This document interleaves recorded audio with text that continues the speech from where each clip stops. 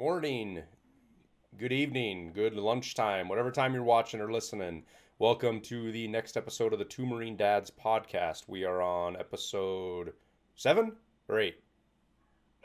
I honestly don't Eight, know. 8. We took a week off eight. through Christmas, had a bunch of other stuff going on, but we are back with another episode. Today, John and I are gonna talk about a term. I guess we kind of coined it. I don't know. We were just it just kind of came up in conversation, and it's social scoreboarding and how the world of discourse has changed into trying to score points, and instead of actually changing people's minds or pushing forward an agenda and getting everybody to agree to it, it's score points against people, which leads to a place where you don't actually get anything done without forcing people to do it. And when you talk about the government forcing people to do it, it's the same as holding a gun to their head because you literally are. If you don't do what the government says, men with guns come and make you do what the government says. Got feedback Yep. again, John. I've done nothing here. Let me turn you down. Opening the door. Can you talk to me? Yeah, I can talk. Opening the door did How's it. that? I bet is what did it. I don't hear any now. Well, We'll I got see. you. Okay, I got you turned down. Sorry about that. I don't know what. That's okay. So, uh, what we were saying, we'll edit all that out, but um, No, it's a civilian version of men with guns come into your house. They cancel you, you know, and they well, get kudos. They get points from others for doing it. you get into an argument with somebody Yeah. online, right? And everybody's, the meme of face arguing on Facebook with people, political arguments on Facebook and how unproductive those are. Uh, and the reason they are that is because people are more concerned with making you look like an idiot to everybody else. And instead of making people come to your side because you're right or you have a good argument, they want to make people come to your side because they think the other guy's an idiot or doesn't know what he's talking about. And that's what, if you talk about politics, religion, racism, any of that Yeah, now, that's and what it, all the above. that's the metric now is, make the other guy look worse to come to your side. I mean, that's the only thing the Biden campaign did. It didn't run on anything. The only thing it did was, attack Trump. And that's what most of the political campaigns, the smaller ones around the country, did. There wasn't, here's what I'm going to do. Here's how I'm going to make the country better. Here's how I'm going to unfuck things. It's, this guy's a complete idiot. Don't vote for him. Right. And I was listening to a couple other podcasts, and I heard this guy Jonathan Haidt, and he discussed this concept in great deal. Basically, it's somebody who goes out of their way to to ding you to make themselves look bigger. I guess kind of in another way, a guy could say it's a um, they've tearing you down so they can make themselves look taller. Kind of a concept there, but like the I guess this would be like the first generation that's really connected to social media where like that is kind of the currency of that is the currency of kind of the youth who dings who the hardest on social media. Well, and you see um it in this the sphere that I'm in video games now, dude. It's a huge part of the currency there. And I say currency because I don't know how else to describe it. It's an interaction thing with these people where the comments that get upvoted the most, places like Reddit. um, Reddit is toxic and awful. It has the potential to be a great source of information, but because people are more concerned with shitting on each other, and getting attention that way, and that is the most effective way to get attention. It's no different than Twitter. Reddit's just a different version of Twitter. I mean, look at Twitter. I don't know that I for a long time I thought Twitter was awesome because it showed you who the real idiots were. It was a megaphone for people, so they weren't secret idiots anymore. They were obvious idiots. You could really tell how stupid people were by some of the shit they'd say on Twitter. Um, oh yeah. and the problem is it's devolved into this sphere where people like Oskio AOC, which you're not supposed to say that. Ben Shapiro doesn't say it anymore because something or other. It's sexist. I don't remember, but even though her Twitter handle's AOC, but anyways, we'll call her AOC until we get in trouble. Um, she, I believe, lives in this sphere where Twitter is more important to her. What she sees on Twitter is more representative of what's real than what really is. Because Twitter is such a very small portion, especially the people that actually talk on Twitter. There's a lot of people on Twitter that just read, right? Don't actually post anything. And why? I mean, God, why would you post anything? Because as soon as you do, you just get attacked. But Get lambasted. That's what it is. It's this megaphone for them, the vocal minority, if you will, which was a political term, it still is, but talked about a lot. Is that the vocal minority gets overwhelmed by the silent majority, right? That's kind of the way it's always been perceived, and um, because of these platforms being rewarded by being the shitters. And I don't say shitters is in your helicopter, which is funny. It's another one of those terms that gets turned around a lot. I know you didn't fly on shitters, but No. My buddy Smith, Timothy Smith, he his little boy was like 3, went to daycare, and we were on Okinawa, and he looked up at the sky and he goes, "There's a shitter," and he got in trouble for it. And then his teacher came back and was like, "Hey, your son was cussing in class." And he's like, "Well, what'd he say?" He pointed to the sky and he said, "There's a shitter." When all it was a helicopter. He goes, "Ma'am, that's what those planes are called. They're called shitters." that is the technical term for those. That's the technical term. The layman's term is a CH-43 or CH-53. The technical term is shitter. Yeah, 53. And the reason why it looks like that, they got 3 engines and there's black smoke coming out. So when they fly, it looks like they're taking a poo. And they're big. Yeah, they're huge. But when I say shitters, I'm talking people on the internet that they don't want to add anything. All they want to do is score points, and become more popular by being this. And there's a whole realm of people. Howard Stern was kind of like this, right? Different. I don't put Howard Stern in the same boat I put these internet trolls and people that are on Twitter. I put him in a different boat because he had a different. His trolling was to the powerful. That's what he went after. He went after the powerful people. And he was a shock jock more than right. But he did shitty things, but he did them to powerful people, which, like him or hate him, it was a means of holding people accountable, right? But on the other side of this, you have a whole group of people that all they do is go after the small timers. They go after little people. Like, for example, that kid that came in here on our last podcast and was talking about hoping we find IEDs, right? That's a shitter. Has no purpose. Doesn't want to add anything to the conversation. Just wants attention, and that's all it was. He just came in to seek attention and get as much as he possibly could. And for us as people, it's a saying I have had for a long time, and I have a trouble with it too because it's super hard not to. But don't feed the trolls. When somebody starts trolling you, and sometimes it's hard to see. The more you get trolled, the quicker you can find it. But don't give them feedback. Don't feed them, and they just go away. They go find somebody else to troll, because that's the whole point that they're in there. They're just in there for the attention, and if you don't give them the attention, there's nothing for them to grasp onto. And that world has delved into the political discourse now. I mean, do you really think the Democratic primary for president was a fucking prime example of this? It was a perfect, and so was the Republican one way back when in 16 when Trump ran.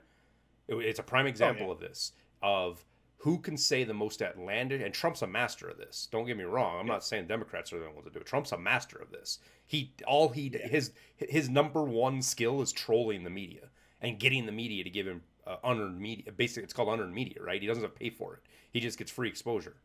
And use Twitter to do it. Oh, yeah. So that's what the Democratic debates and the competition for president on the primary side devolved into, was all of these candidates trying to say the most outlandish thing to get that under media, right? They were trying to play Trump's game. The problem was they were saying shit like, stuff that I don't want to get into the too specifics of it because I'm not going to remember it 100%. I don't want to be wrong, but they were grasping onto ideas that were insanely out of alignment with most of the country, which is why Biden won.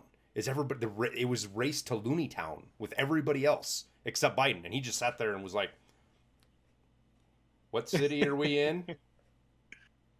Hello, Cleveland, Cincinnati. Hair on my legs. Yeah, I like roaches. girls, the kids like to paint or comb the hair on my legs. No, arms, or I don't remember what it was. It's like, oh my god, dude. Kids are just as smart as white kids. I'm No, the sorry. poor kids are He just made it as so no, easy. poor kids are just as smart as white kids. Oh, did I say that wrong? I'm sorry. Yeah, That's what I yeah, meant to say. Poor yeah. kids are just You as were smart as white close. kids. Yeah, you were close. And um, Um, and Poe's right. Poe just posted here in the but chat. Again, we're doing this live on Twitch, guys. So the chat's going to be at the bottom. You can see it. Poe said it's it's not memes. policy. Yeah. It's just memes now. And for those Yep. that memes are, if you don't know what memes are, it's a broader ranging term than just the little pictures. Pictures with words. You can use that in interactions with people. You're just memeing. And it's a good way of putting it. But it gets back to the whole idea of scoreboarding, of just trying to score points. That's what I Right. saw. That's all I saw of the Democratic side of the party, which sucked because they actually had a couple of really cool candidates. But they just got completely drowned out by Kamala Harris and Pocahontas and Yeah. Bernie Sanders. I mean, Bernie Sanders kind of played the game, but he's already over here. It was just everybody else trying to get to where Bernie was. He wasn't playing the game. Right. He's that's just him. Which Yep. I don't like him, but he hasn't changed in 30 years. He is Bernie. well, He is who no, he says he is. Like I think all the way through. he stopped attacking millionaires and started attacking billionaires because he became a millionaire. Oh, imagine that. So almost, but the concept there is the same. Right. But no, I think you're absolutely right. The scoreboarding is a big deal, but I think that I think just on like a local level, I mean, that's how it plays out in politics. You're absolutely right. Donald Trump used this thing and just owned the media, which is why we have censorship now. And still does. And On still does. yeah, he still does, right? But now he gets fact checked and his posts get validated and all this kind of stuff now. Like whereas in 2016 that wasn't the case. But like, you look in terms of like on a local level, people who scoreboard. I saw a recent post about how there was a bread line. Oh, boohoo! There was a bread line. How can we have bread lines in America? And this is so sad. And all I wanted to do was fire back was, did you stop and give him some bread, or some water, or anything? I mean, periodically I do. I'll stop and I'll give somebody who looks hungry money to get something to eat. I can't do it every day, but if we all did that, they could get by, kind of a thing. But Well, I like mean, you really want to go, what did you do apart well, from post something on a well, gigabyte on a hard drive in cyberspace? You know? John, this expands on it, and leave it to be us to call people out by name, so I won't do it. But John and I got into an argument with somebody on Facebook, and I don't want to say. I mean, it was an argument, but it wasn't a mean argument. It was a friendly. No. And one of the things they talked about was, they were talking about how this horrible economy and people being hungry and this, that, and the other, and the government needs to help people. And the conception was is that it's the government that feeds these food banks, that keeps food banks full of food, and it is absolutely not. The government is a tiny fraction. I'm talking not just federal. I'm talking federal and local governments are a tiny fraction. They're run by volunteers. They're filled by rich people. And I say rich because I think if you have enough money to give to others, you're rich. If you can give to others if you have more than what you need and you have the ability to help other people, you're rich. You have a rich life if you are able to provide for yourself and others that are not in your family or in your household. That's rich to me. So that's what keeps food banks afloat. And the conception that this is some kind of government thing, or that somehow it's better for us to give a bunch of money to the government and then have it burn it 30-40% of it in a bureaucracy that does nothing but pay for pensions for people that worked for 20 years and didn't do fuck all, and then the other 60% actually kind of gets used, but then half of that gets fucking wasted on corporate fucking handouts and cronyism, corporate cronyism, which isn't good either. And then you end up with this small little sliver that actually does something good, and even then meanwhile the guy's still hungry. And even then, that small little sliver is usually horribly mismanaged, wasted. There's for all the good that the Army Corps of Engineers is, it's a prime example of looking at the difference between a construction company that's a private and a public, right? The Army Corps of Engineers and the way they function and their motives for their employees is a completely different than a construction company that it has to operate on profit, because they've got a budget. They just have a budget. Here's your budget, guys. I don't care what you do with it. I mean, it's not, they do care what you do with it, but here's your budget. Do everything from here. Not, okay, we got to get shit done or we go out of business.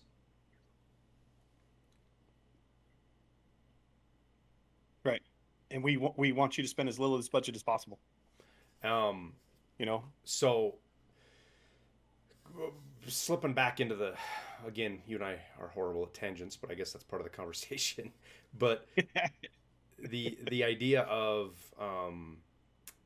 this social scoreboarding and how it gets into all sorts of different things and the cost of it. It's easy. There is no perceived immediate cost to you insulting somebody, saying, "Oh, you're an idiot," or "You don't know what you're talking about," or "Here's an article that says you're wrong," and doesn't even read the article nonetheless. But just No, because they you're trying to diminish that person's position rather than prove your own, and that cost is isn't immediate because you get this immediate reward, this immediate feedback, if you will, of you scored a point. You scored. Oh, I made him look like an idiot. Okay, I feel so much better because I made him look dumb, or I zinged him, that kind of thing. But the long term impact is you have ruined any kind of relationship you could have had with that person if you get nasty enough. And it doesn't even have to be nasty enough. I mean, you could say something. It happens all the time, right? You could say something you think is benign and isn't harmful, but you don't know what that other person's going through that day, and it could have been the worst thing that's happened to that person that day. Could have been you, and it's all relative, right? So you being the worst thing that happened to that person, that's all that guy's gonna remember is, man, that guy was a fucking dickhead. I don't want to I'm not gonna hang out with him. I don't want to talk with him. And anytime you have any more run-ins with each other, that's gonna be the start of your interaction, and that's a cost. And you can say, "Oh, I don't give a shit. I don't like that guy anyways. Oh, that guy's a libtard, or that guy's a fucking a wingnut, or he's a fucking Trump tard, or a Trump supporter, or a fucking Bernie supporter." You can come up with all these pejoratives to why you don't like that person, and that's just fucking lazy. That's just mentally lazy. Because instead of engaging and moving forward with your fellow man, you are discarding them out of hand so you don't have to work. That's all it is. That's all it boils down to. Is it's too hard for you to understand their position, so you don't want to do it. And instead of trying to understand their position and move forward, you just shit on them. It takes work to do that. I like I said, in going back to our same favorite liberal, I had a private conversation with him because I don't like doing that in public sometimes. And I tried to explain to him just how radical some of these ideas are, and he's like, "The only words I've heard that are radical are yours, John." So I shrugged and went, "No, you're right, I'm wrong." After like 2-3 days of going back and forth, I just said, "Okay, shrug. I'm not going anywhere with this. Yeah, you win." And then I got like 3 rapid texts in a row. "Hey, no, I want to learn." And I was like, "Are you sure? Because it's going to take you like 3 hours to understand my position and realize that I'm not being radical. But you have to do this homework and go through this iteration, and it takes more than a meme to get to that point, or more than a headline to get to that point." And I'm not, and I didn't send him things that were radical. I sent him liberals. I sent him things from liberal professors who were sounding the alarm of this cancel culture, this scoreboarding, and what it really truly meant. And I got crickets. It's been like 4 days. I got crickets from the man. Another challenge is on both sides, and I see it on both sides, and it's more frustrating when I see it on the right because people try to make points that are good points, but they don't understand why. They don't even understand their own beliefs, which technically means it's not a belief, I guess. But they listen to Ben Shapiro or Crowder or Tucker Carlson or used to be Bill O'Reilly or whoever it might be on the right. They heard him say something, it sounded real good and it sounded smart, so they just repeated it, and they don't understand why they're saying it. And then they get into a discussion with somebody who also doesn't understand why their positions are. They don't understand why they hold the positions that they hold, and then within 2 or 3 lines in Facebook, it turns into, "You're a moron, you're a libtard, you're a communist, you just want to throw grandma off a cliff, you want poor people to starve." That's just all it devolves into, because the two sides don't even actually understand their points or why they hold those positions. They just know they're good positions. It's good that I get less taxes. Okay, well, why? You have to explain why you getting paid. Okay, well, because, I keep more of my own money. That's great. Why is it better that you keep your own money than the government takes your money? Because the government's bad. Okay, well, why? And trying to get people to Yeah. verbalize that is, and when you start going, you just sound like a 3-year-old, right? And that's why your discussion with me specifically, when I'm having discussions with people, there's always this like test. I always poke and I test and I kind of feel the waters out to kind of determine where they're at, because that entirely decides how the conversation has to go. If I mean, a conversation I have with a very good friend of mine, who is very, very intelligent, with her is completely different than I have with somebody who is what do they call them? The it's like being blissfully ignorant kind of people. They don't know anything about politics. They watch maybe an hour of news a week. They keep up when a fucking fertilizer truck or storage facility blows up in fucking uh, uh, Lebanon, or a plane crashes into a black hole in fucking Australia, or whatever the different fucking the headlines of the week. Or that they watch some dumbass like John Oliver, who is supposed to be funny. I don't think he's funny at all. I think he's a condescending douchebag, and he's British, which doesn't help. That just makes him sound even more condescending. But he is condescending, and he does a weekly show that people absolutely love and take it as if it's news. And it's like, this guy doesn't even. Penny piece. Yeah. You see him talk, and it just makes your head hurt, because he gets treated like he's a fucking journalist, and He's not. he overtly emits facts. Not like, oh, I didn't just, it's not like, oh, I didn't know that. I missed that. It's, he knew it. He just fucking doesn't talk about it. And that puts a lot of heartburn in for me. And I'm prejudiced to it. I don't like it because of that. Mostly because, of some of the shit he does. It's like Bill Maher, right? I can't stand Bill Maher either. The fucking guy drives me nuts. But because he's an elitist. I guess that's really what gets me, is people that are elitists. They think they're smarter than you, or they think they're better than you. So even if you're right, they don't have to listen to you, because you're just you're a peasant. Right, and that whole thing there defines the point, of what scoreboarding is. Like, it isn't like 5, 6 years ago, 10 years ago, when I was going through high school. You could have, in college, you could have a no kidding card carrying debate, and you could into, I think it's called Poho Hate. He asks, there's a difference between argument and discussion. I think the line there is blurred, to your point. I think argument and discussion are kind of, I think you can't break them apart neatly. But debating is having a discussion if it's done correctly, and you are arguing your point. You're just not doing it violently.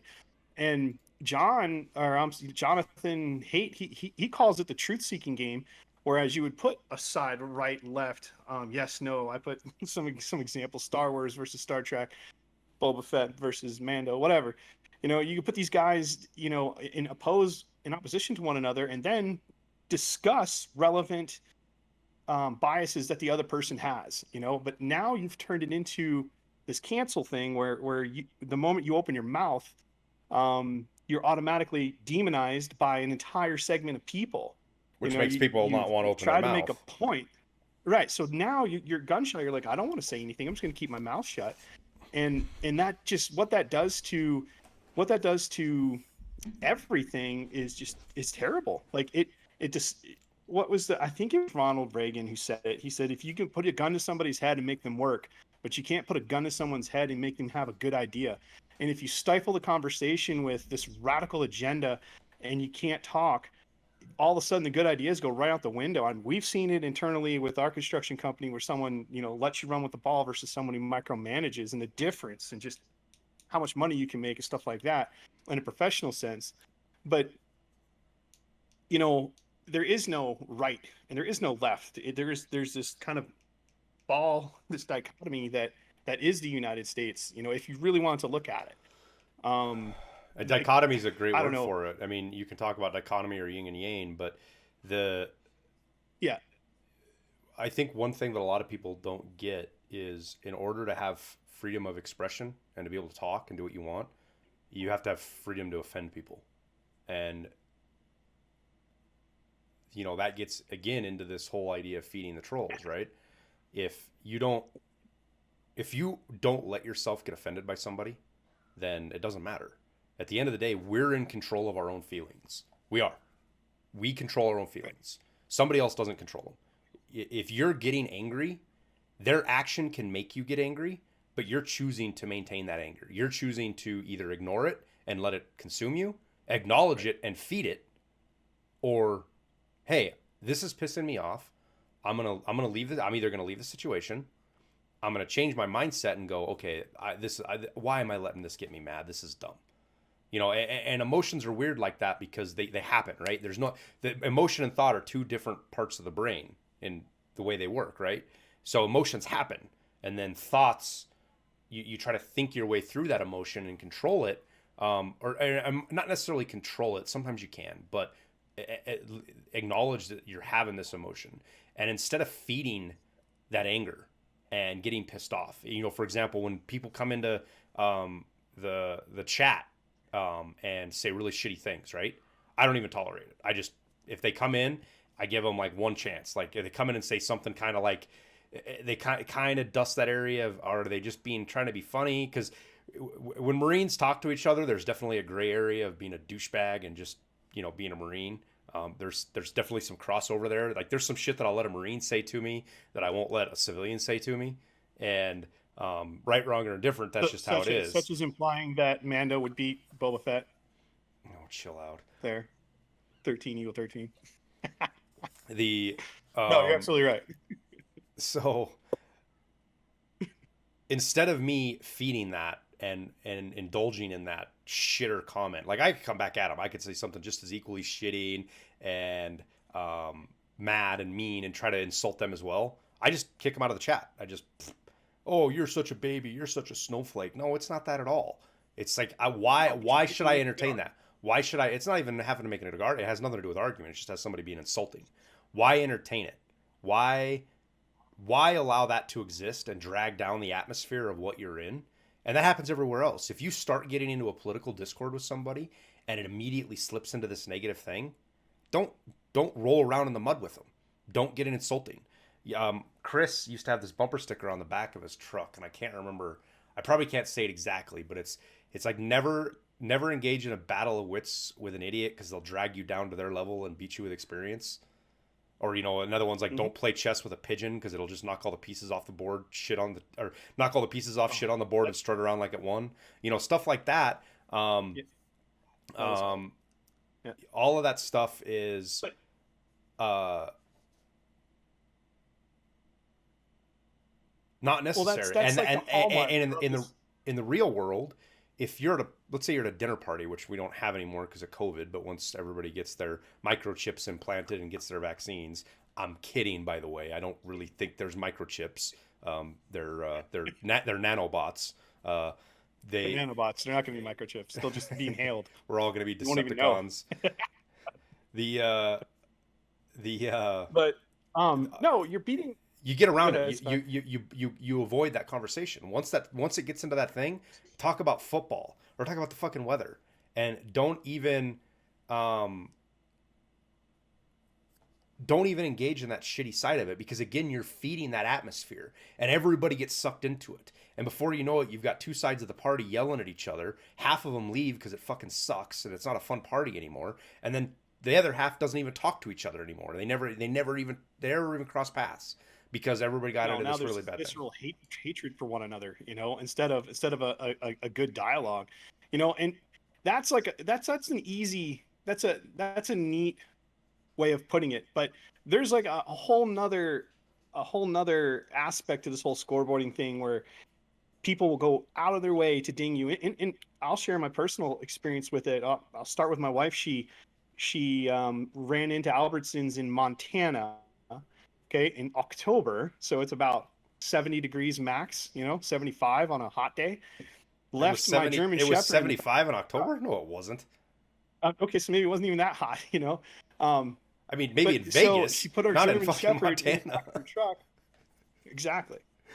And she ran in for like milk. She didn't go shopping. She ran in for like one item, put a little bowl of water in the back of the truck, and then along comes some lady going out of her way Wait, a to truck? call the cops and Wait, a call truck the or your patrol Explorer?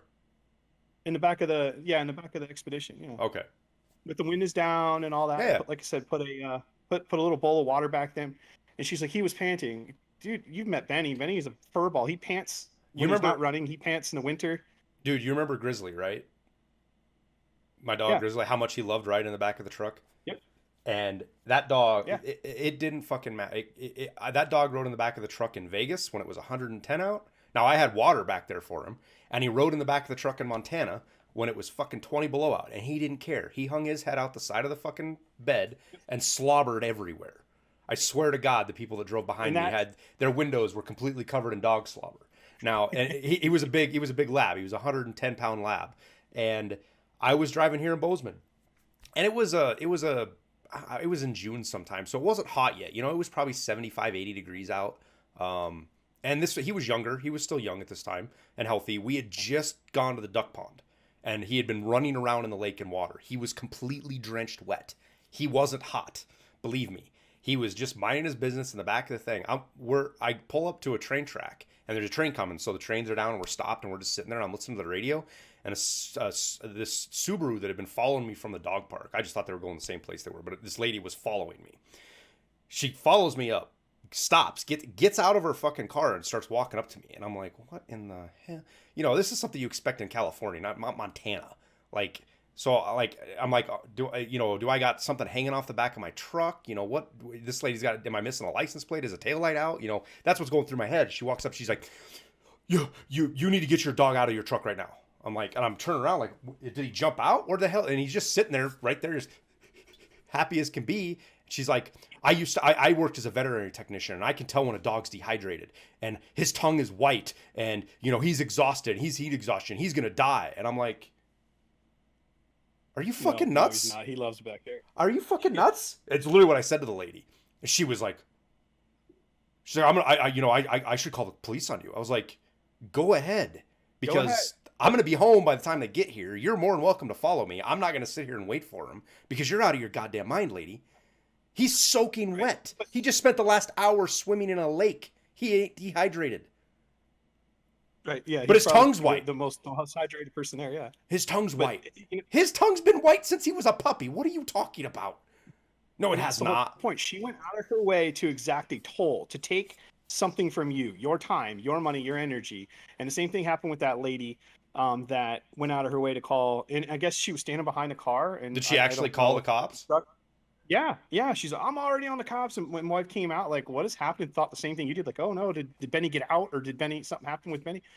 And got the third degree. So here's somebody who makes a 5-minute phone call, dings the other person, and animal control can come to the house. I guess she ended up pulling through and just driving away from this lady who's still sitting in the parking lot. Was trying to But sit it was behind her like and she block stood her behind in. the car, like you're not leaving, kind of a thing. And it was like, you're exacting a toll for no other reason. You're not minding your own business. You know, you just have a perceptual inequality, or you see a perceptual problem with that, and you go out of your way to ding the other person so you can feel better. You can go home and talk to your Or make the talk to news, or your post friends, it, drink Chianti, and post it on brag. Facebook Post and on look like a Facebook and hero. collect points. Right. And then the other term, and this is really personal. I had CPS called on me by somebody who's very close, and from another state, no less. And then that took 20 minutes for them to call CPS of a perceptual danger that my child was in, where there was no danger in any way, shape, or form. And what was the cost to me? Like hours of dealing with CPS, multiple visits from the state of Tennessee, and what was the risk? Not just The an risk of that person going out of their way was my job, my mortgage payment, so I could probably lose my house. I could lose my kids if the state decides that they see so fit. They could come in and take my daggum guns. I mean, there's like a list of things that are just tremendous costs to me over somebody picking up a phone and going, "Hey, this is what I saw," instead of coming up to me or coming up to her saying, "Hey, we didn't appreciate," or "Hey, did you know that it looked kind of dangerous? Can we talk about it?" You know, and Instead like, of trying to resolve it instead like of adults, we the just person. yeah. But there's no points to engage the person anymore. You don't get kudos from your buddies. You don't get high fives for engaging your boss or your professor. But you do get high fives and points when you say, "Hey, look, I got that guy in trouble. Ha ha ha. He'll never say those words again, or he'll never make that point in class again." You know, that's like this whole, and we've devolved into this, like I said, this situation where it's profitable And social, I guess they call it social prestige. you get more prestige by Yeah, doing it's a this. good And way it's a of putting it. negative form of prestige. I don't wanna come across sounding like I'm above everybody else. I've definitely taken a part of this. I was during Obama's administration when he first got elected, from '08 to about 11. I was a fucking internet warrior. I was every chat room, everything I could do to engage and fight with people, and score points and make them look like idiots. And I engaged in that. That's why I'm sitting here and I feel I'm like this old man. Well, back in my day, all we had was Yahoo chat, and but the Hopped I on a lot AOL. I watched what a lot of people on the left, people that are liberal minded, or people that just didn't like Trump, do exactly what I did during Trump's administration. And I understood it. I totally understood it because I was there. I did it. So for me, it wasn't so much about trying to engage and fight these people. It was like, all right, how do I get them to go through that same process? It took me 3 years to go through to realize, I'm not actually convincing people. I'm not actually, all I'm doing is scoring points for people that already agree with me. And I'm insulting the people that don't, instead of trying to bring that small group of people that are kind of in the middle and convince them which side is smarter, or even occasionally change the minds of people on the other side. That was the transition where I went from, was instead of just arguing with people, was, hey, let's discuss this, let's understand it, and let me understand why you feel the way you do, and let's talk through that and why I feel the way I do, and let's find some common ground where we can solve a problem in front of us and not just shit on each other. And that's kind of my engagements now when I have with people, is to do that, to go, hey, I understand that you think this because of this, and this, right? Well, this, and this are not right. These are lies. These were given to you, with the goal of pushing an agenda, for a completely different reason than what you. So the media is trying to do this, make you think they're doing this, but in reality they're doing this over here. But because you're helping this, it helps that kind of thing. And it sounds kind of conspiratorial. Yeah, it's kind of wag the dog, or magician. Look in this hand while the trick's over here. Sure. And yeah, but both sides don't control the media. The media is completely controlled by one side, and that's the challenge. Right. Is you have a lot of people. That is the huge part. That the media's corruption, and part of it being just trying to. It's clickbait. They just wanted to generate ad revenue. I mean, CNN was dying. CNN was dead until Trump got elected, and now it's back up in the ratings.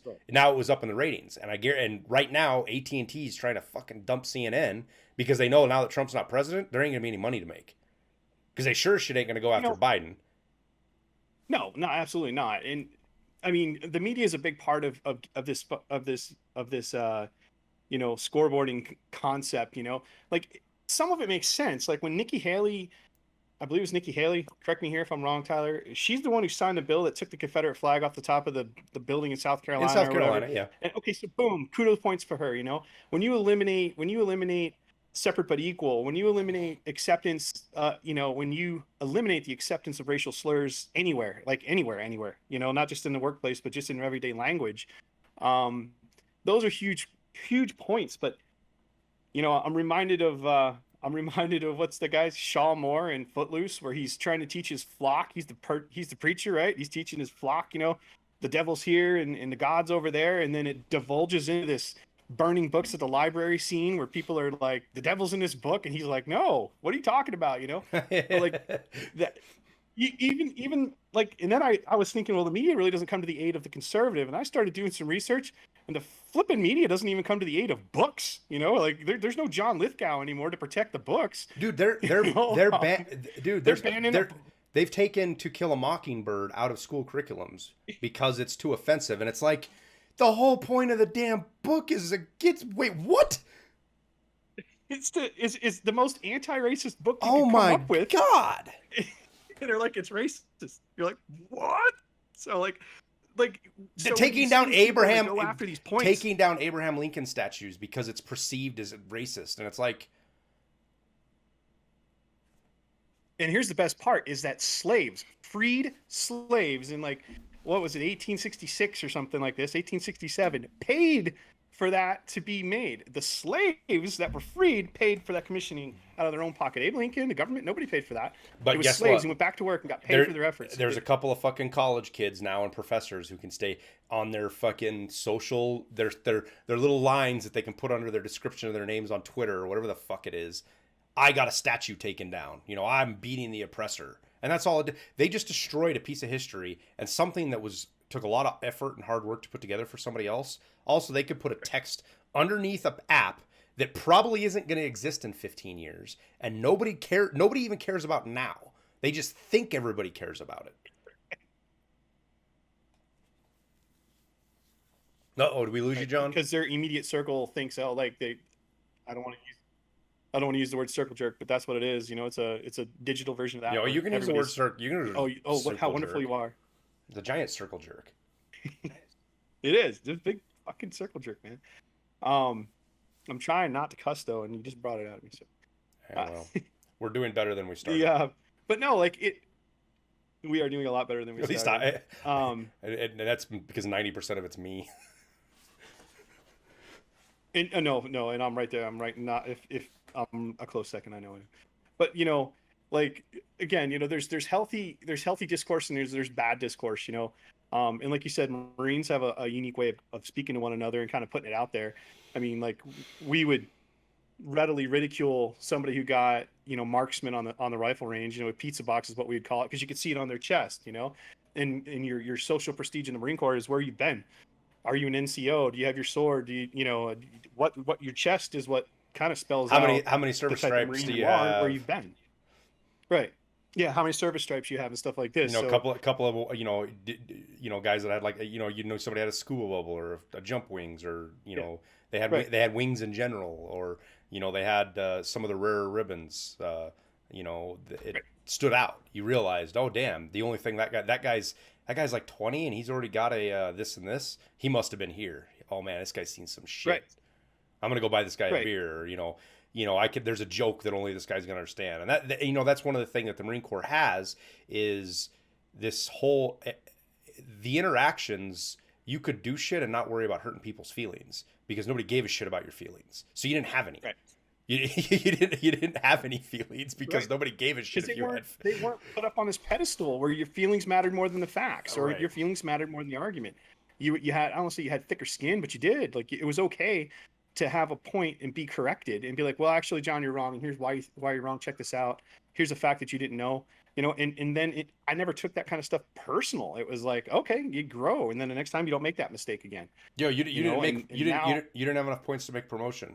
It's not because, you were white. It's because you were fucking fat and you ran your 3 mile in 25 minutes and only did 30 crunches. Well, I guess you had to do 50 to pass, but you did three pull-ups, 50 crunches, and you finished a minute slower than the required time on the fucking run. That's why you didn't get promoted to sergeant.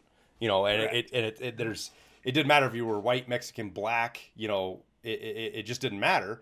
Because there was a point system, and if you didn't meet the point system, fuck how much ridicule. I mean, pull-ups turned into such a deal. We put pull-up bars in front of the fucking bathroom, so every time you went to go take a piss, which you peed all the goddamn time because you were drinking about 6 gallons of water a day, so you go to do pull-ups every time you go to the piss because you didn't want to be that guy that got ridiculed for being the lowest on the pull-up bar.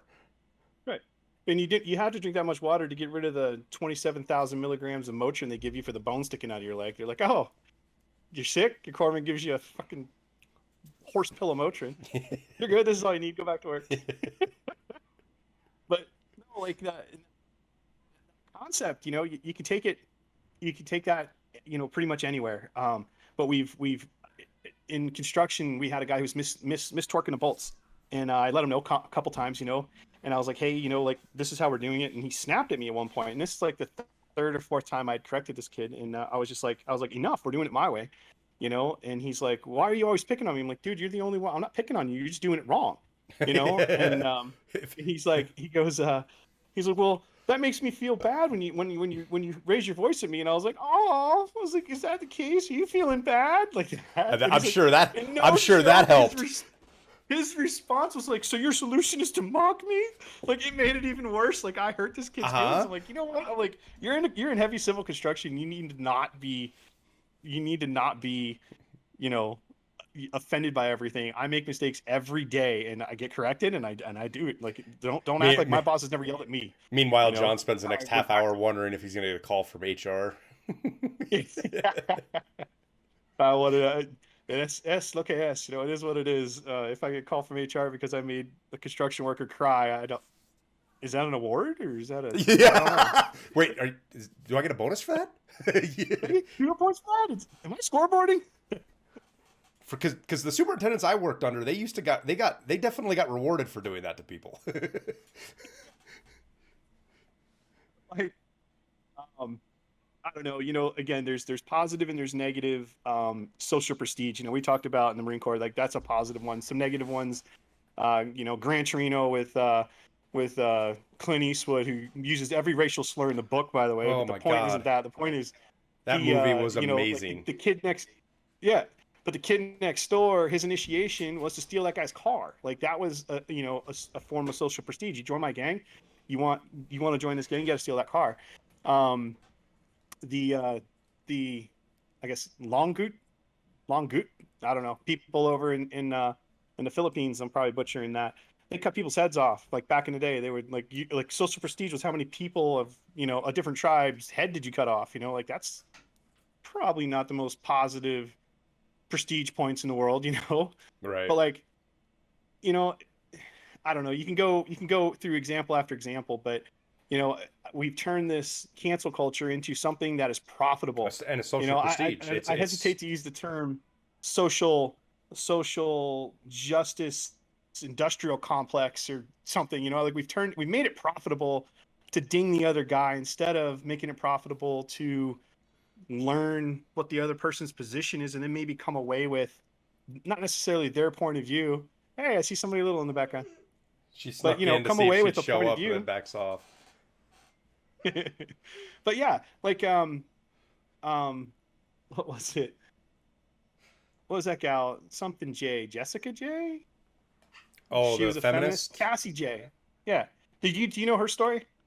Well, yeah, just it's yeah, she's an enlightened feminist, as I like to say to piss people off. But she's somebody who actually did research and followed the facts rather than did research to prove her opinion, right? She was a feminist and she went and she was doing a documentary and she realized that this issue was far more complicated than just men are bad, you know, women roar, that kind of stuff. Right. And she like by her own admission, she came out to prove that men were the problem. And then through her course of a couple months, she figured out real quick that you know, that there's a total different side, not necessarily that she was wrong, but that there's this whole other side of the coin. And I guess she put together a video or documentary and kind of presented what she calls men's rights groups. There are men's rights groups out there, Mm-hmm. and failed to show them in this negative demon style light, and just got lambasted by her, you know, by because her because contemporaries. they she didn't do something that held the That was protagonist antagonist idealism that they wanted, correct. that people are evil, or that these people are evil and they need to be destroyed, you know. And Right. that's a big driver for this whole, you know, use brown shirts, you know, bootlickers, Nazism, all of these pejoratives that have really accelerated in the last couple of years are because people don't want to have discussions. They want to shut discussion down. And there is no, Right. when you make somebody out to be a Nazi, which that's what you're doing. If you call somebody a brown shirt, a bootlicker, or, you know, you call them a Nazi, stormtrooper, you know, all sorts of things like that. What you're doing is intentionally diminishing the Mandalorian, ability. whatever. Yeah, that you're intentionally diminishing the ability for the other side to have an argument, because now there's no reason to have a discussion because you don't have discussions with Nazis. It's one of those groups that, as a planet, we've basically decided, yeah, no, I mean, they literally make entire video games about killing Nazis because not killing Nazis was good. You know, it's an entire group that is so evil and so bad that you don't engage with them anymore. You know, Right. that's the goal of that kind of Well, talk. that's like your extreme. Like it's probably good not to engage with Nazis, but it's probably bad to call somebody who's just happens to be on the other side of your argument a Nazi for that whole reason. I think I'm saying what you're saying. Mm-hmm. Like you shut everything down by calling them this absolute evil thing. I don't know. Well, I mean, like you say, like the Nazis invented highways and we don't hate roads, but so it's very difficult to say anything Nazi and not look like you're memorializing it or not coming across as something that's positive. Although It's pretty highways much are a good it's thing, pretty much it's pretty much impossible.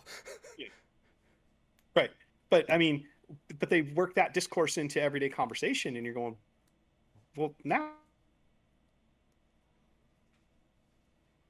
branded me Hey, this awful label John, in front of everybody. What? John, And so John. your friend count goes up on your Facebook, or so you feel better by making me look smaller. Hey, John. Your internet must be your hamster's You there? tired. Your Yeah. internet hamster's tired. Give it a sec. All right, I think you're good now, John. Everything's super clear. I don't know what I was talking about anyway. Just about being shut down for being called a Nazi, or any of that other stuff. Um, you know, I don't know, like the term, I kicked around earlier was imposer, because you're imposing a cost on that other person. Like I give the example of having CPS called on me, and there's not really anything you can do to really ding them back without costing you more time and more energy. Um, like if you try to like go back on social media, and I've seen some of my friends do it and ding the other person, they're not concentrating on their business. Right. They're not concentrating on what they're supposed to be doing, because they've got this section of their brain that's concentrating on fighting back. You know, You know I did I did the see one gal who did go back and ding the other person, and it was actually pretty comical, and I laugh every time I see it. But her her phone number was very close to a doctor's phone number. She had lived in I guess Palm Beach County for a long time, and her somebody came up, and we'll give you like a fake phone number, but her phone number was 561-555-3027, and that was really close to the doctor's phone number, which was 555 docs. But instead of dialing the O, they would instead of dialing the they'd number hit the 6 for zero. they would hit the 0. And she would call up every time and go like, "Hey, can you change your number? I'm getting all these phone calls." And they were like, "No, no, no." And finally they got to the point where they were like, "Ma'am, like quit calling us," kind of a thing, or we're gonna call our lawyer. So what she did was, like, through the course of her day, and it cost her nothing, was she started scheduling appointments. Like, all right, the third Tuesday at 2, everyone got, yep, we got you. We can fit you in on the third day, whatever that was. The 28th at 2 o'clock, like it was the Wow. third Tuesday at 2 o'clock every time. And eventually I got the message, I guess probably the second time it happened, when these 20 people show up and they're like, "I had a freaking appointment." What do you mean I can't be seen There's today? no room in the parking lot. I think it's hysterical. Could you imagine being a real receptionist and having to deal with like 15, 20 people every month like that? Meanwhile, Like, all right, maybe we it's should probably the change your day and number. the hour that the doctor's playing golf every month. He'll figure it out when he's not there. Schedule them all. Oh man. Oh, yeah. Well, But, when you talk about the whole social gaming and scoring points, and the where it's led us to, where that's the primary goal now, right? So now politicians, all they want to do is make somebody else look like an idiot. If you look at, like Jared, like Solwell, that fucking clown that got honeypotted by the Chinese government, and it sounds like a lot of other people in Congress have too, which is awful. But all he did was go on shows to shit talk Trump. That's how he tried to build his prestige on the left, was that he was this super anti-Trumper, right? And it worked out for him, because that's what the people fed the troll. People kept feeding him more prestige because he was doing this. So it's not his fault. It is his fault, but his rise to prominence is the result of everybody else doing this feeding of the trolls. And we've got to this point now where in society, it's not about convincing your fellow man of if your argument's better or not. It's about convincing your fellow man, or your fellow man, that the guy you're arguing with is an idiot, or that he's a racist, or that he's a Nazi, or that he's a communist, or that he's a a snowflake, Misogynist. or he's a Antifa person, or whatever. Stick whatever adjective you want to put in there for it. But and because of that, now you don't have discussion to further agendas. So the only way to get an agenda pushed is to pass a law. So now, instead of convincing everybody that this is the best way to go, or at least mildly convincing them, maybe going, okay, well, at least we had a fair argument and I lost. This is how our society works. We'll go forward with it. They didn't even give me a fair shot to make my argument. They played me off like I'm a horrible person, and now their agenda is getting passed, and they're going to force me to follow it. People don't work like that. People don't follow being forced to do things. When you force them to do it, they fight back, especially in the United States. Especially in the United States. It's a country of rebels, dude. And it always has been, and it always will be for many generations. Yep. You can try to beat it out of people all you want, and it's not going to happen. It's going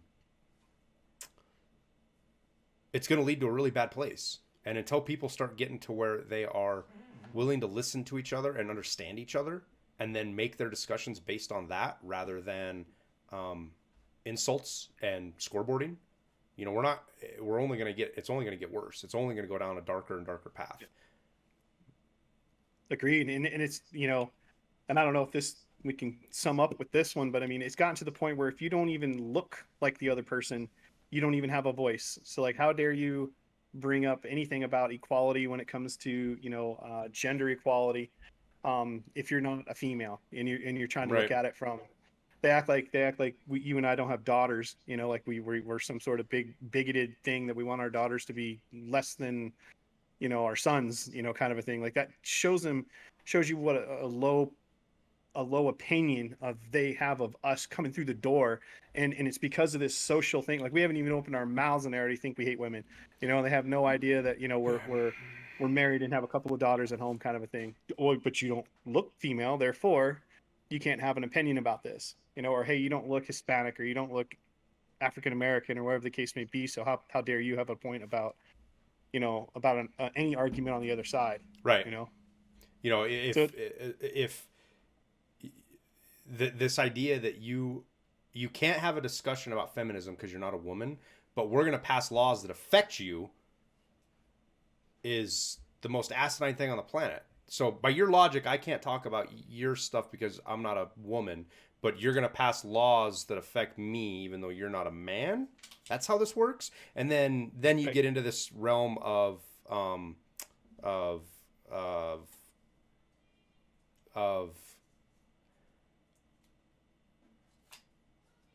where they try to argue that, well, because you're a man, you've got this power structure, and now you're not, this is just punishment. This is just making things fair again. Yes, this isn't fair to you, but we're not being fair to you because you haven't been fair to us for, 200 years. And it's like, so it's punishment. Yeah. And it's like, so you're going to hold me accountable because society deemed the place of women in society different than it does now. I mean, right, and it goes back to a good example of that was the whole systemic racism thing. Like, you want me to apologize to people who I've never offended for shit I didn't do? No. But again, that goes back to the, I don't know, social justice warrior industrial complex. I'm going to use that because, like, you get points. It's 100% turned into money, dude. Stance. It's 100% turned into money, man. Profitable point-wise, social point-wise, to take a more objective role and go, why do you feel this way? It's or, just hey, like, did you know this? Or, hey, it's like, it's just like Gay Pride Month. When all the corporations put the Black Lives Matter banner above their fucking thing, it's like, well, we've now corporatized social justice. Yeah. Hey, for racism. Please, you black people out there, please notice my banner up here. We care about you. Please. Somebody's making money off all of that. Somebody's making fun of it. They should be offended. They should be like, tear that fucking down. Somebody's making money off the t-shirts and stickers. I can promise you that. And they're making money on it after China makes money. They're making money on it after China makes money on it because they're the ones making all the shit. So you have homosexuals who had cops called on them in the 1970s or whatever in Chicago with nightsticks and got their asses kicked. And now these other people are saying, well, look, we support you so much. Please come buy a latte. You know, like I would be offended if I came from that lineage. You know what I mean? Where my dad got his ass kicked, or you know what I mean?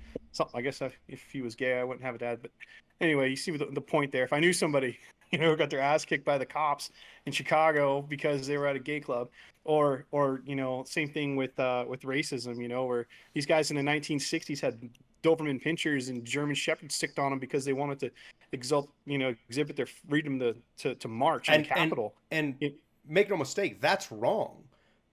Doing that right. because somebody's sexual preference is wrong. Not baking them a cake because your religious convictions say that gay people shouldn't be married, or you believe you're really that is no grounds to fucking ruin somebody's life. Not have the Right. But on government my point, not have the government ruin their lives. This guy didn't bake you a cake because you're gay. Fine, post it on social media. Go to the next baker and then let the free market take who care will of you. probably make you a cake for free just because they want to prove a point themselves. Right. But no, because But everybody wants to my score point is more points, this. they My want to point, go destroy that person. right, in that on that side. But my point is like going back to the corporate thing for a second. Like you've taken a physical fight these guys have had, an uphill battle, and you've watered it down to a damn meme on this thing. You know what I mean? Like there are people out there who like literally got lynched and got their asses kicked for just Killed. walking down the street in the color of their Liter- skin. There was one guy who got murdered, lynched in his uniform. He served our country in World War One. Walking down the street, got kidnapped and freaking hung because he was African American, and we've taken that and we've said, hey, look at my banner on my Facebook page. Look how woke I am. I find it offensive. That we could water that down to a freaking, I don't know, 2 kilobyte thing on your Facebook. Like it's ridiculous. Yeah, and it really dissolves the meaning of it.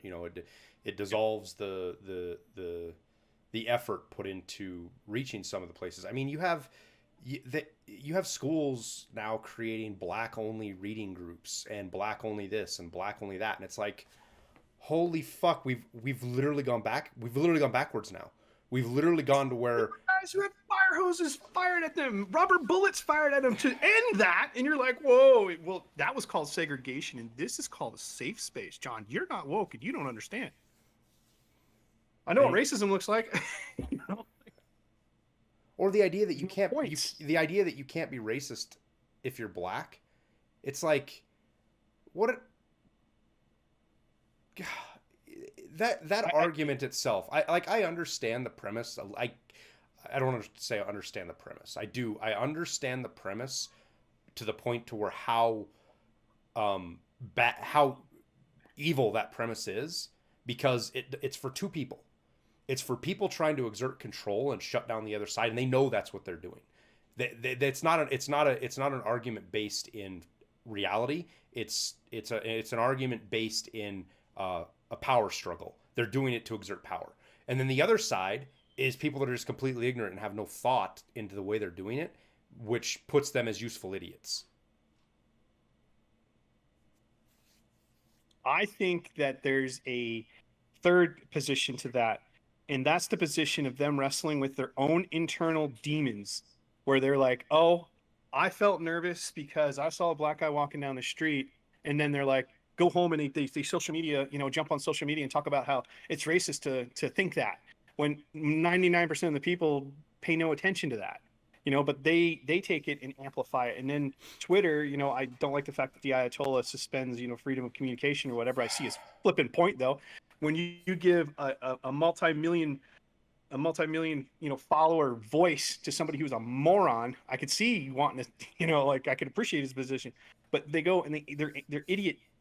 Their ignorance gets amplified to the point where it's everywhere now. Well, And it's not and amplified actual racism. It's their internal demon that they're fighting. amplified, retweeted, and exemplified. And again, it's the scoreboarding thing, right? Because that person's shitty comment gets rewarded. Yeah. Now everybody else sees this. Okay, this is the metric now. Okay, this is what we got to go for. This is what gets rewarded. So all the other fucking troglodytes out here that are just bottom feeders, that's what they start doing, because they want to be. They don't even believe in it. They don't understand why it is. They just know that got popular, so they're gonna say it too. And then now you start hurting people, because now that bleeds into making fun of people or insulting other people to achieve that. And now you're Yeah. hurting people that did nothing wrong, only so you can elevate yourself in this imagined world of social prestige. Right. And Jennifer likes to call it, she's like, nobody ever got taller by making somebody else shorter. But that's exactly what social media has done. They by virtue of you making somebody else shorter, you cutting their legs out from underneath them, you appear to be taller, and you get kudo points, you get scoreboarded, you go Well, scoreboarding on somebody, you win. And and you know, if I think of the movie Ready Player One, right? And I think it would be awesome. Like, so at the end of the movie, they go through because everybody's obsessed with this online virtual reality world, the Oasis, right? And I can't remember what days it was. I think he closed. They basically they shut the Oasis down on Tuesdays and Thursdays. Like that's how the. Sorry, spoiler alert, everybody. I didn't really give much away, but because the kind of the premise of the movie is everybody spends too much time in here, they shut it down. I'm starting to think, I was like, you know how awesome it would be if Facebook and Twitter were like, all right, we just servers are shut down on Tuesdays and Thursdays or Saturdays and Sundays. No servers. They're just shut off. How different would the world like go that would outside be, and dude, your that would be, neighbor. and talk with people. How awesome would that experiment be for a month? Just no Twitter, no Facebook, no Insta, no social media, period. For It creates kind of this mob mentality. When I was in college, we talked about mob mentality, and I guess the definition I remember was that people act out and do shit like set fire to buildings because they don't think they can get caught. There's no repercussion. They think that with the mob that they're not going to be singled out, and I find that huge on the internet now. well, Like there's you have the same mob mentality behind this keyboard because there's no fear. You don't have to look at that person in the face and well, see. and your name, a lot of times your name's not attached to it. I mean, look at a lot of people in the chat here. Right. Nobody here uses their real name. And there's You mean a lot there's of not reasons. somebody called Rusty 1314? But the anonymity of the internet, right? But Yeah. I was watching. I can't remember what I was doing. This protest was back in like this was like March or April, right? And it was a BLM protest, and it was somewhere in like Tennessee. It was a red state. It was kind of one of the more conservative states, right? And these people are out there marching, and it's a civil protest. It's actually a peaceful protest, right? And a couple of these clowns in the middle of the protest start throwing like frozen water bottles and smoke bombs at the cops, and the crowd stopped, grabbed the three individuals that were doing it, drug it to the police lines, and threw them to the police. You know what the police did? Right. They arrested those three guys and let everybody else keep doing what they were doing. Right. And I like to say that it's not always, but I will say overwhelmingly when somebody on the right does something stupid, they get hung from the highest flagpole you can put them on, say, don't be like this person. We don't tolerate this kind of nonsense in our party. And on the left, it gets covered up. Like there's some pretty I don't comical want to say covered up, but examples it gets protected to the point until it's so. Look at Anthony Weiner, right? How many times did Anthony Weiner do something absolutely awful besides have the name Anthony Weiner? Well, he sent pictures of his wiener to other people and sexted underage underage girls, and that was the final straw. It wasn't the fact that he was sending naked pictures to people, and that he was a creeper, and that he was a generally awful person. Like, he got protected. They were going to try to run him for mayor in fucking New York City, dude. It would have been him instead of de Blasio if he hadn't sent a dick pic to an underage girl. Right. And that was the line. That's how far he had to get before the protection stopped. Is he literally had to commit then he lost. Then he literally had to commit basically a felony. I think it's because his wife was the lead. She was the lead campaign advisor to Hillary Clinton at the time, and I think that's the only reason he got cut out. He was married. His wife was Uma Abedin. Yes. Something. But like this, he was number two or number one next to Hillary. Yeah, in the campaign. It's funny because they found a lot of Hillary's emails on Anthony Weiner's laptop because somebody had signed in on his laptop and downloaded a bunch of the emails, and the FBI got it. And I mean, we're getting into the fucking weeds with that, but you're right, man. And part of that's because I believe, this is my personal belief to it, is a lot of the times, a lot of the people on the right, not everybody, but because it sounds so biased on this, but I believe this is people on the right, when they're arguing from their convictions. They argue in something they believe in. So when somebody does something really stupid that's against their convictions, it doesn't matter that they agree. You know, I'm trying. There's a few issues, like for example, that like white nationalists, like super racist white nationalists, their beliefs parallel with people that aren't racist at all. They come from different perspectives, but they get to the same point, and it doesn't make that point bad. The people that want to get there for this bad, but you know, things like strong borders, right? That's a good example. You know, white nationalists want strong borders because they hate fucking other races. They're racist. They don't want other races in here.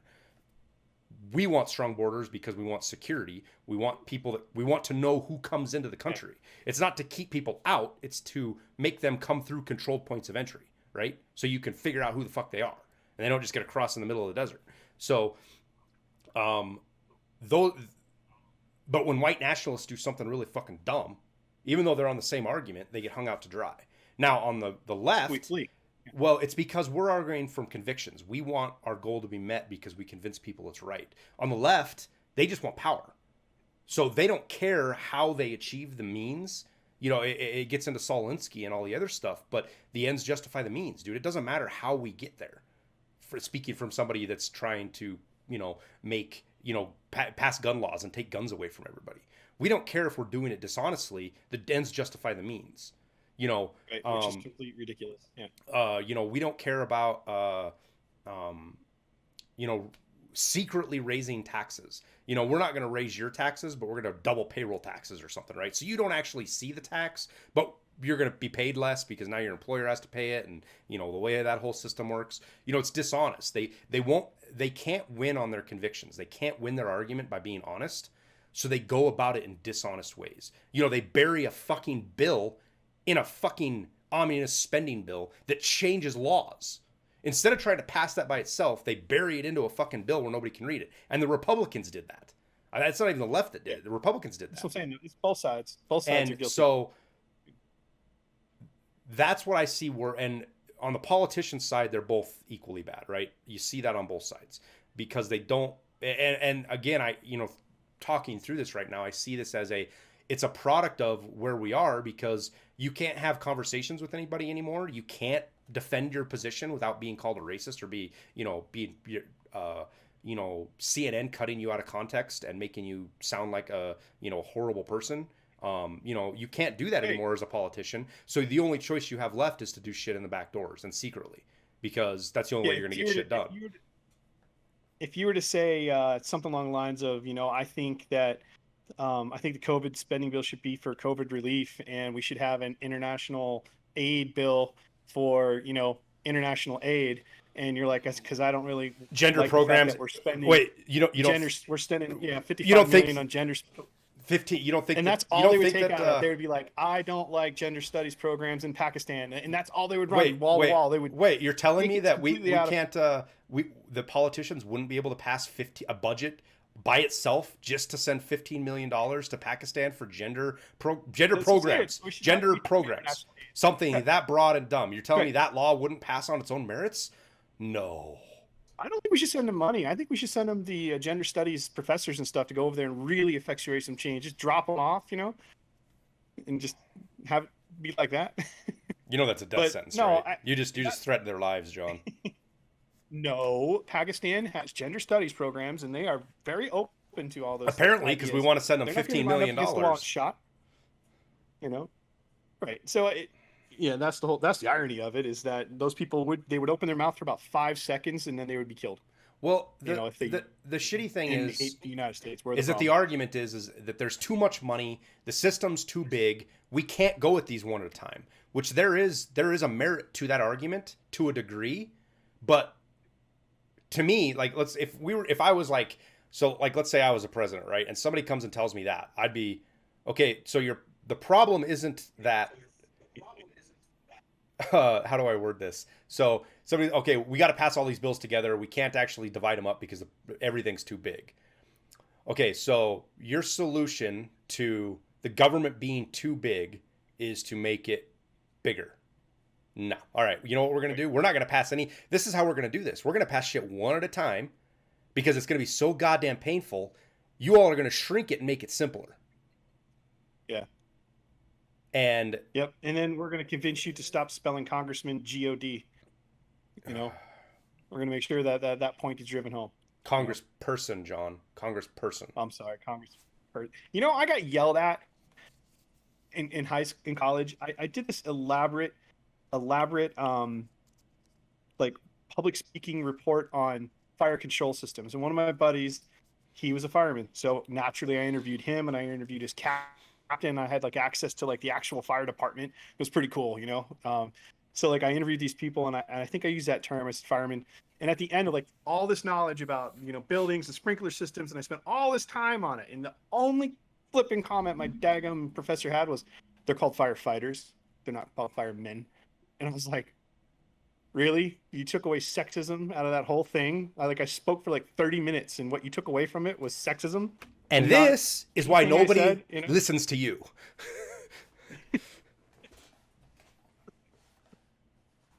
I mean, okay, I'll use the term fire person or firefighter or whatever, but like, really, you didn't have anything technical to say. It was just this emotional, you hate women, and there's women who fight fires too, and da da da. Like, wow. The point system, social justice industrial complex, right there. You're scoreboarding. Well, as usual, we could probably delve off into the weeds for about 10 hours, but I think we'll wrap it up here, my man. Yep, I had fun. Yeah, this was a good one. I'm starting to think now maybe we get a little bit bigger. We didn't do much audience interaction, but maybe we do not necessarily a podcast, but we do a stream, like I don't know. We have to come up with you know what we do? We do like a Whiskey Wednesday or something, and we just hang out and do a just chatting with chat for like 2 hours and answer questions and stuff like that. Yeah, Somebody like I don't know if I've seen anybody. If everybody's still in here, but like Curbs asked if what's or what's no, harder? Not Curbs. Insurers asked what's harder, being a Marine or a dad, and fucking being a dad is 10 times harder than being a Marine by far. Yep, there are rules to being Marines, and you know how to excel and being a dad. You didn't have to make choices. All your choices were made for you.